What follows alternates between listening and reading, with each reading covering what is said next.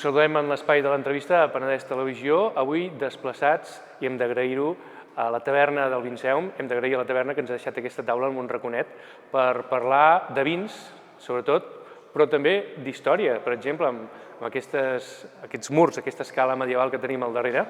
Ho farem amb un autèntic expert en vins, no sé si tant en història, ara ens ho dirà, com és el David Gené. David, benvingut. Moltes gràcies. Gràcies per acompanyar-nos.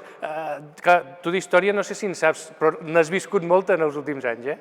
N'he viscut d'història, tan recent com medieval i del segle d'or, però bueno, no domino història, domino una miqueta més en vins que no pas en història.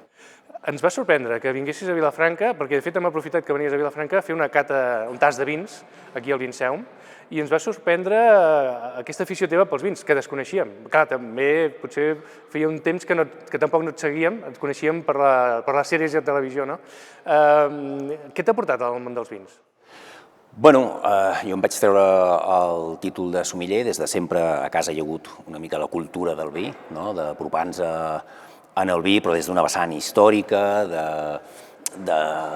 de culte, de la convivència que hi ha arran del vi, de la taula, i llavors, bueno, en els perons que hi havia a les sèries, com a actor, vaig aprofitar per treure'm el títol de sommelier.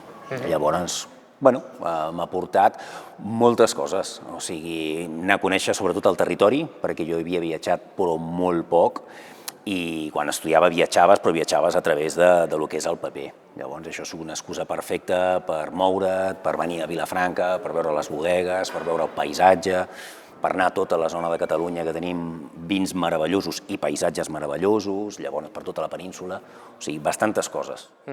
I el fet d'estudiar el vi t'ha acompanyat també, pel que tinc entès, la gent que estudieu per ser sommelier, ve acompanyant no només de les característiques organolèptiques del producte, de la graduació, etc., sinó també de la història i del territori on es produeix aquell vi, no? Sí, jo me'n recordo que un dels professors que teníem ens deia que el sommelier el que ha de fer és no només vendre vi, sinó que ha de vendre històries, ha de seduir. Una mica el que fa el lector. El lector explica històries i intenta seduir amb els seus personatges i amb el que està explicant. Llavors el vi és molt més que l'alcohol o que la fase visual de la cata o organolèptica, com has dit. Hi ha molt darrere d'un vi. Hi ha molta història, molt esforç, molt treball, molt de patiment. O sigui, la història de Catalunya, o sigui, amb la filoxera, tot això està darrere d'un vi. Crec que s'ha d'explicar i és un valor afegit que fa que aquell vi que estem provant, que estem degustant, tingui un gust diferent, o sigui, jo crec que hi entrem, és com mirar un quadre, no?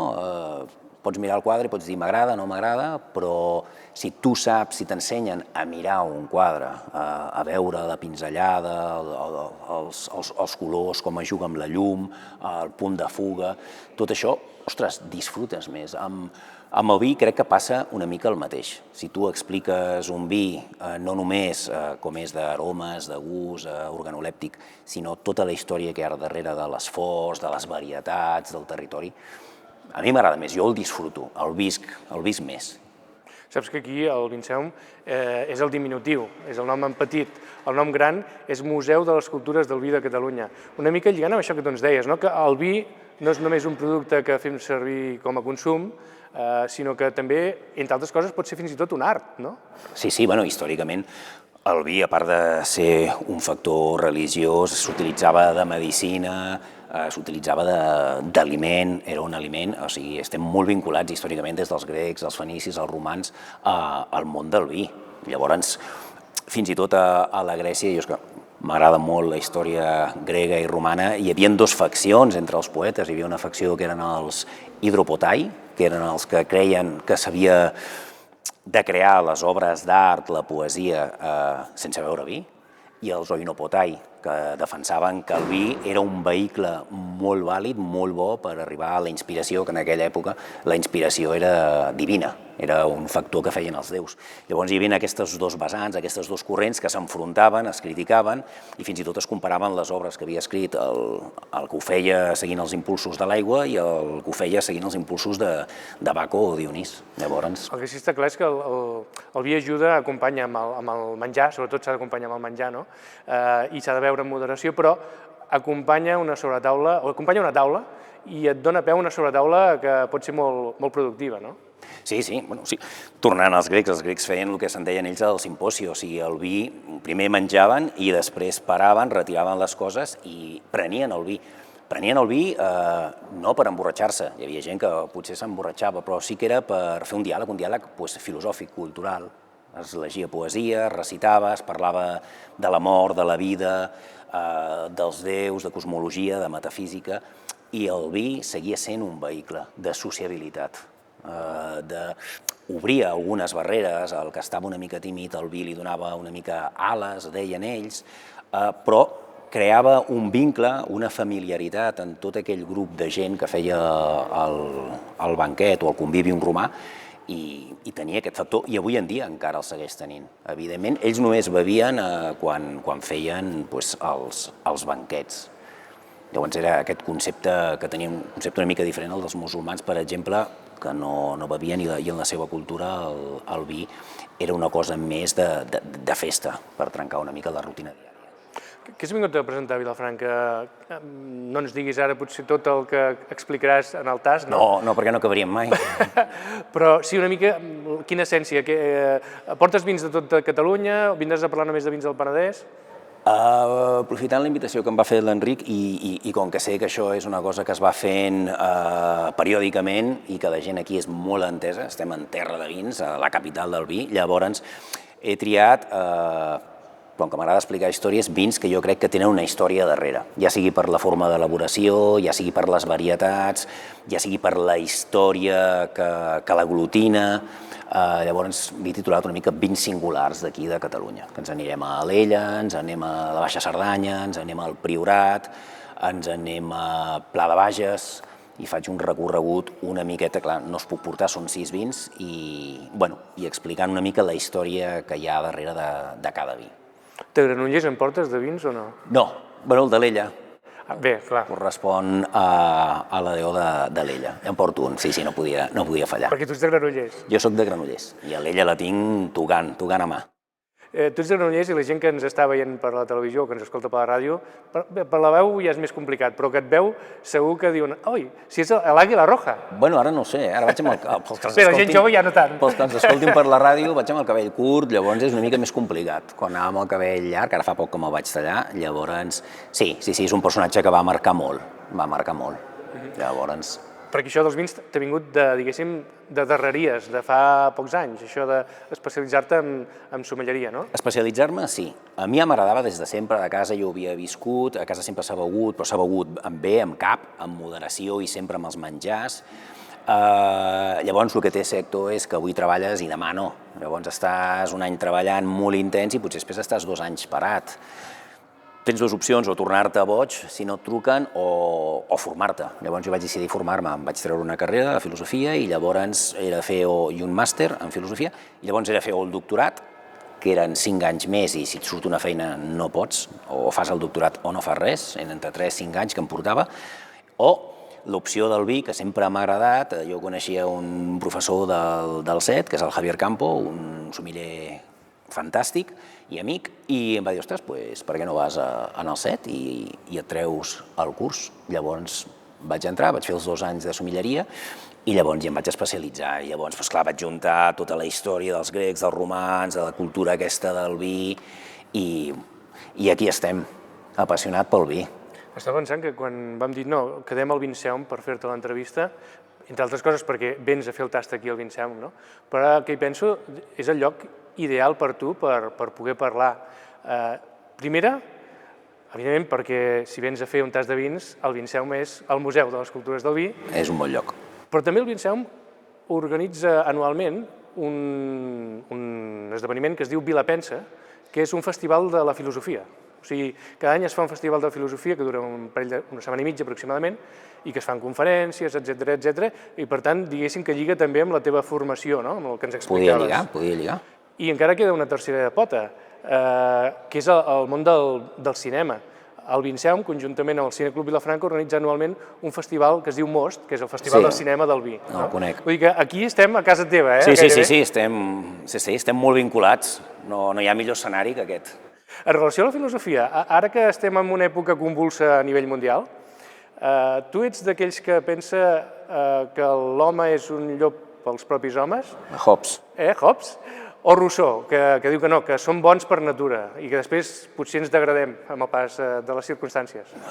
Jo he sigut més tirant cap a l'egoisme innat i una mica la maldat innata en l'home. Jo crec que... Ho dius en sèrio?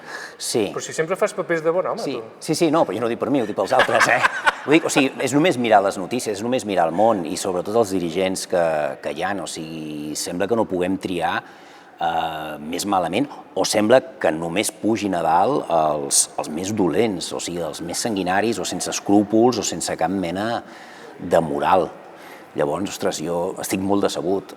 Sempre que miro les notícies, o sigui, hi ha una falta de moral, una falta d'empatia, que clar, em torna a refermar amb això, que hi ha un egoisme innat i que, no sé, potser quan puges a dalt, puges amb molt bona fe, vols ser un polític, vols canviar el món i el que resulta és que quan estàs a dalt et canvien a tu, o a través de bitllets i feixos de bitllets o a cops o et foten fora.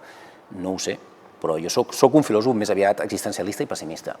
Sí que és cert perquè el món del cinema, en aquest cas, mirem a Hollywood amb les gales dels Òscar o aquí a l'estat espanyol també o a Catalunya, quan fa aquestes gales acostuma a agafar un posicionament, podríem dir que de rebuig a tot això que tu ens comentaves, no?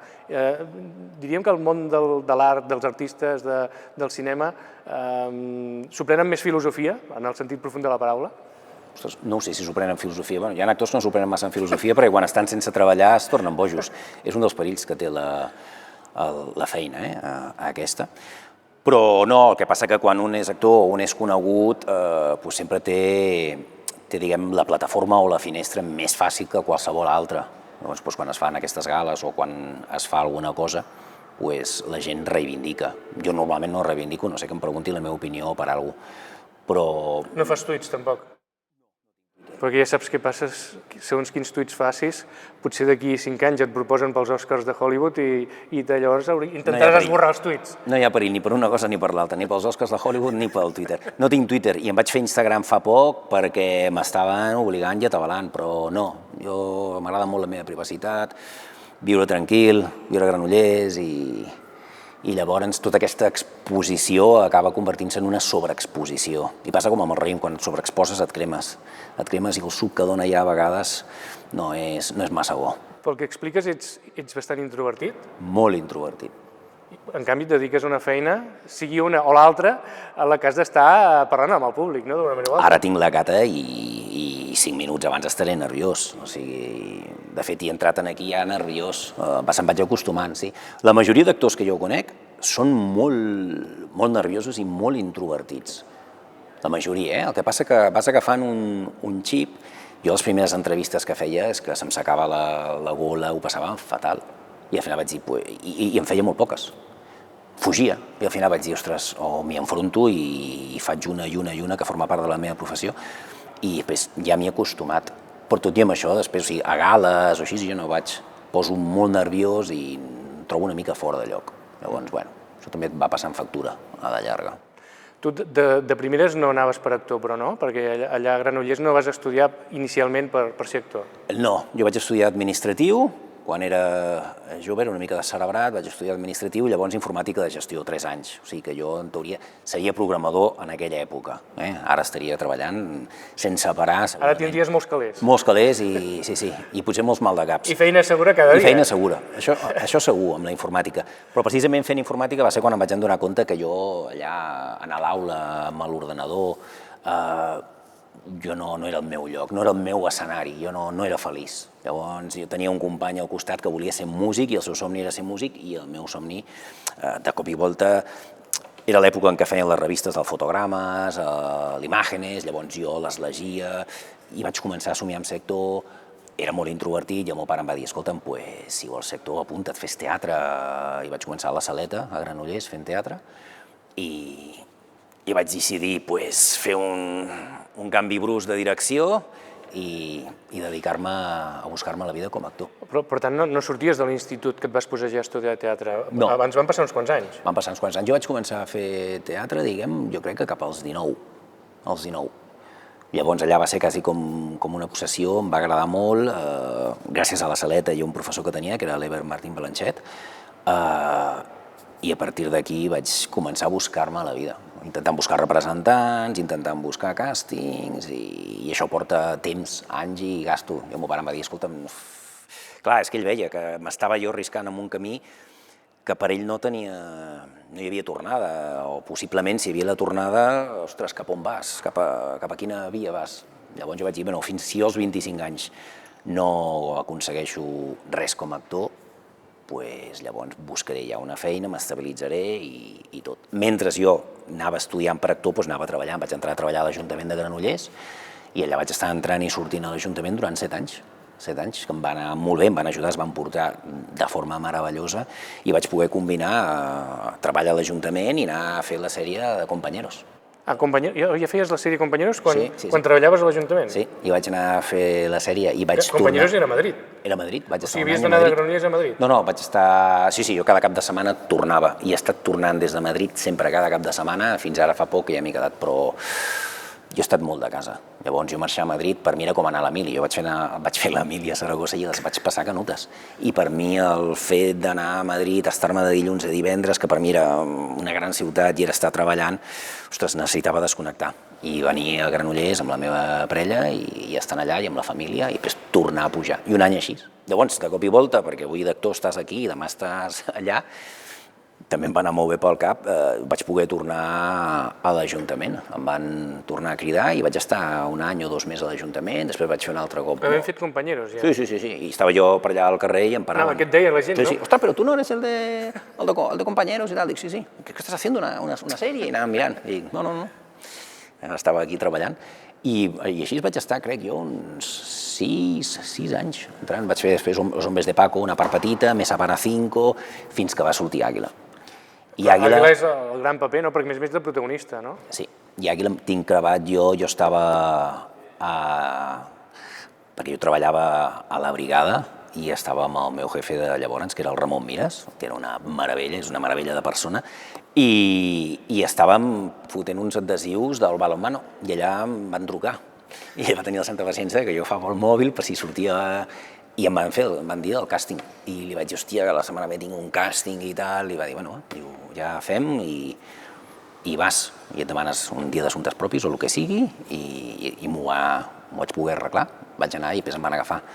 I et van dir, quan et van fer el càsting, ja et van dir que buscaven l'actor principal? No, que buscaven un actor, que era una sèrie d'espadatxins, jo no sé... Perquè, aviam, anar a Madrid a gravar una sèrie d'actor principal, i a més una sèrie, no sé si ja t'ho van explicar en el càsting, que havia de ser molt moguda. Sí, no solien explicar massa. En Compañeros sí que em van passar un full de tot el que era i era un dels protagonistes i estava molt bé. Amb Àguila no, jo anava i no sabia quin paper era.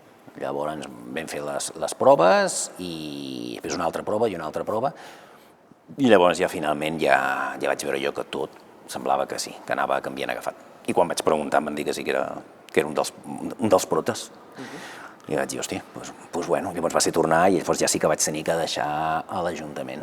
I quedar-te a Madrid tota la setmana, no? Tota la setmana, però cada cap de setmana van ser 9 anys, no t'exagero, en els 9 anys, jo tenia la targeta de l'AVE en aquella època, del Renfe tenia la plata o l'or. VIP total. Sí, perquè era cada cap de setmana, amunt i avall, cada cap de setmana. M'ofegava. Ara m'he acostumat, ara m'ha costat, i ara em puc quedar allà 3 setmanes i llavors vinc, o així. Però clar, una persona introvertida com tu, amb un personatge que es va fer molt popular, vaja, Àguila Roja... Àguila Roja. Sí, molt popular va haver moments que tenia una audiència impressionant a nivell de tot Espanya, no? Sí. Clar, llavors no podies anar pel carrer sense que algú et digués alguna cosa. Vull dir, com ho superaves, això? Com ho vivies? Era constant, però saps què passa? Que com que jo sempre he sigut molt, molt tímid i en certa manera solitari, llavors jo feia i faig i seguiré fent, espero, el mateix que de sempre. O sigui, jo passejava per Granollers, però mai he anat a discoteques, ni a festes, ni a eventos, ni a coses grans. O sigui, he intentat no anar allà on jo no crec que hi faci res o no m'hi senti bé. Intento fer allò que m'agrada. Ja, quan jo vaig començar a estudiar i a treballar, vaig tenir que tragar moltes coses que no em feien feliç i que em feien molt mal, i això et crea unes cicatrius. Llavors va haver un moment a la meva vida que vaig dir, jo no vull tenir més cicatrius d'aquestes perquè impediran moure al final. I llavors vaig dir, intentaré fer allò que vull, allò que crec, potser m'equivocaré, i en algunes coses jo crec que m'he equivocat i hem passat factura, però intentaré fer el camí que vull fer.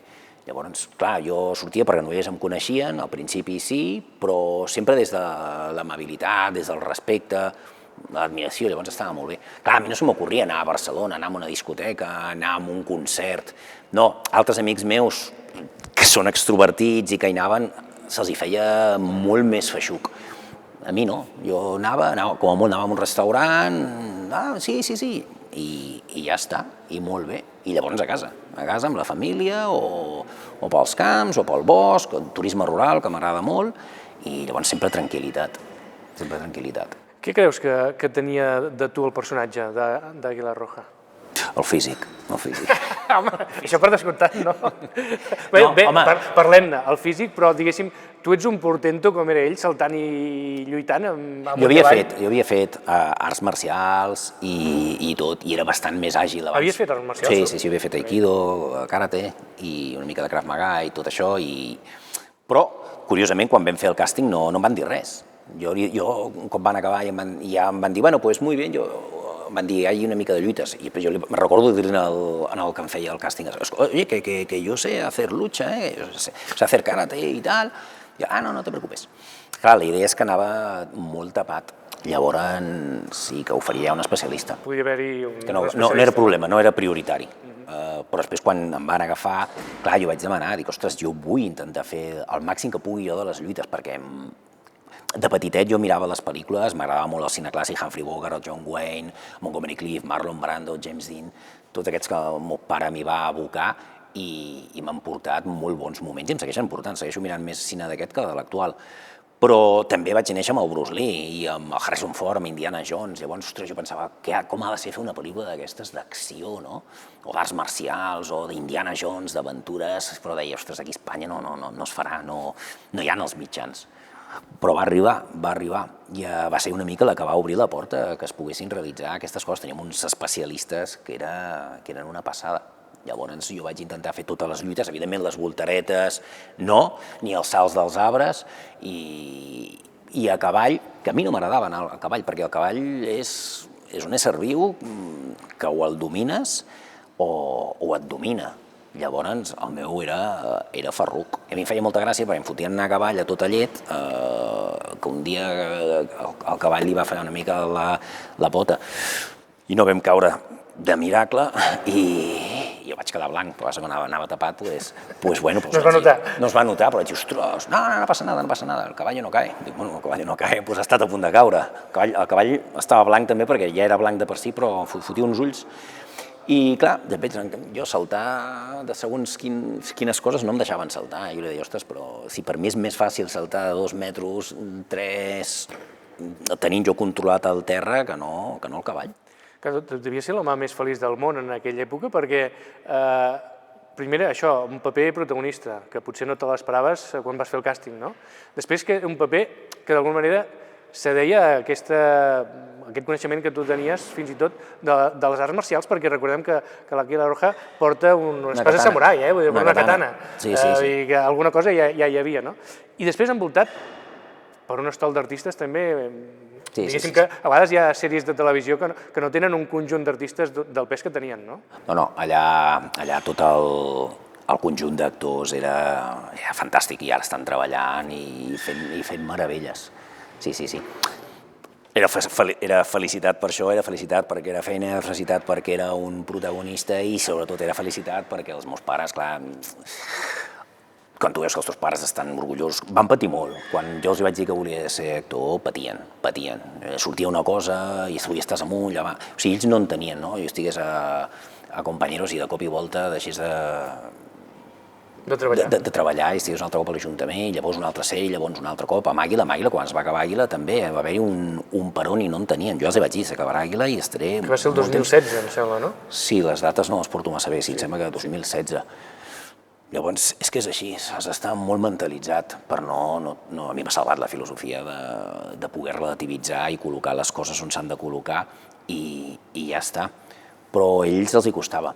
Però clar, quan va arribar i l'èxit i el reconeixement i el anar pel carrer i tot, ostres, jo vaig ser conscient del que era i vaig estar molt orgullós de la sèrie i del que estaven fent quan jo vaig veure tot el que reportaven els meus pares. De felicitat, d'estar, ostres, de dir, bueno, de veure'ls una mica respirar i disfrutar d'això. I ara l'últim que podem veure per televisió, em deies que ho podem veure a Amazon? Amazon, recentment, Filmin, el Penedès, tu parlant del Penedès, dels vins del Penedès. Del Penedès i de vins de Catalunya, de la d'Olella, de Pla de Bages, sí. Un programa de vins. Un programa de vins per vincular precisament la part aquesta de la història, de la filosofia que m'agradava molt, la part de la televisió i la part de la somilleria. Vaig intentar, ostres, fer un programa de vins. Ja portava molt temps a darrere d'intentar crear un programa, fins i tot jo estant a Àguila per Televisió Espanyola, va ser molt complicat, és molt complicat. Llavors, arran d'uns nois de Zamora, es van posar en contacte amb mi, tenint la idea també de fer un programa de vins, vam estar xerrant i vam crear, van crear també la sèrie aquesta que es diu Enològica. Llavors jo faig de presentador i ells tenen una altra sèrie que es diu Enclaves i hem fet capítols de La Rioja, de Gran Canària, Extremadura, Penedès, Pla de Bages i Alella. I ara estem esperant la següent temporada, aviam a quines zones podem anar a visitar.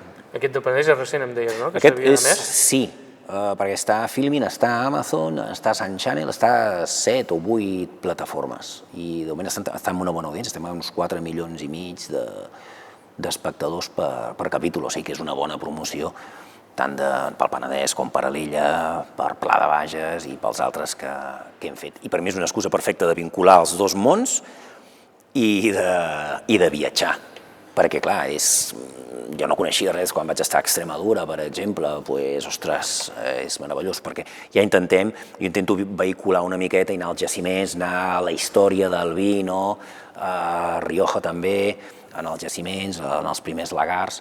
Llavors, ostres, està molt bé. I tindrà continuïtat. Hi ha 6 capítols de moment? Hi ha 6 capítols penjats i ara l'any que ve, quan és l'època ja, cap al maig, intentarem gravar els altres. Però això de la televisió sempre està tot pendent d'un fil. Està pendent d'un fil. David Gené, gràcies per acompanyar-nos en aquesta entrevista. I bé, si et sembla, brindem. Sí, perquè hem xerrat molt i no hem pogut brindar. Amb vi del Penedès, Vinga. Merci a vosaltres. I nosaltres que ho deixem aquí per avui, tornem la propera setmana amb un altre convidat o convidada. Que passeu molt bon dia. Adéu-siau.